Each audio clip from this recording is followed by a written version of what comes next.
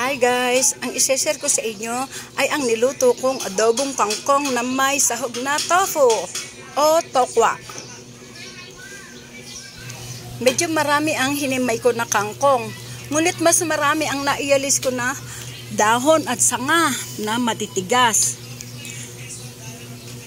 Yan ang 3 sandok na toyo.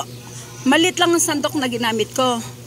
Siya nga pala, yan na iginisa ko sa mantika, bawang, sibuyas, at konting patis.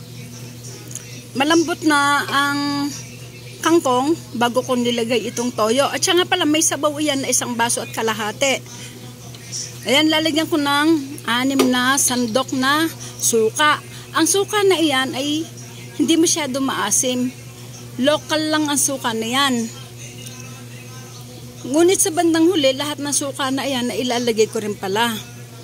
8 sandok na ang nagamit ko suka at yung natira sa bote, nilagay ko na rin.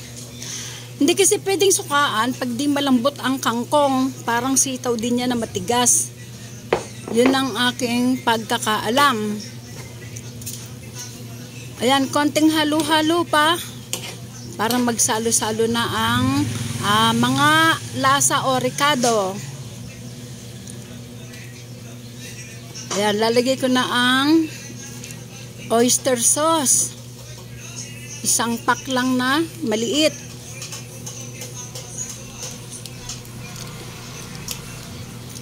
At ilalagay ko na rin ang pampalasa, magic sarap. Yan. At konting halo muli. Ay, siya nga pala, hindi na maubos ang sabaw kasi marami rin yung suka na nilagay ko. Hintayin ko sanang matuyo ang sabaw. Ayan, tinikman ko na dyan. Medyo maalat dyan.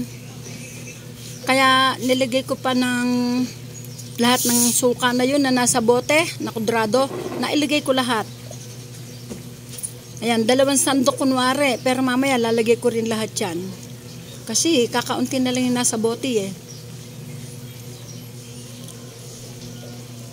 Yan, nung mapansin ko na konti na lang pala yung suka, hinalo ko na din lahat. Kaya naging masabaw ang aking adobo. Yan, lagay ko na yung pritong tokwa. Kumonti na kasi pinapako kanina yung ibang pinrito.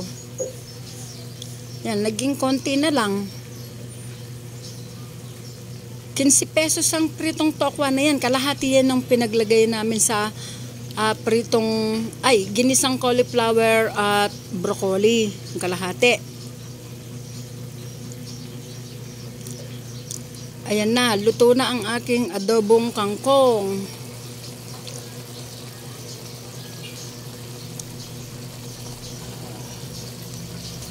Luto na po, konting nakalimutan ko pala nilagay ang laurel at paminta. Ayan, huli ko na siya halos na ilagay. Halos luto na nung maalala ko itong ilagay. 3 tigpipisong pamintang durog at pisong laurel. Yun lang po ang nilagay ko. Kaya lutong-luto na po ang kangkong.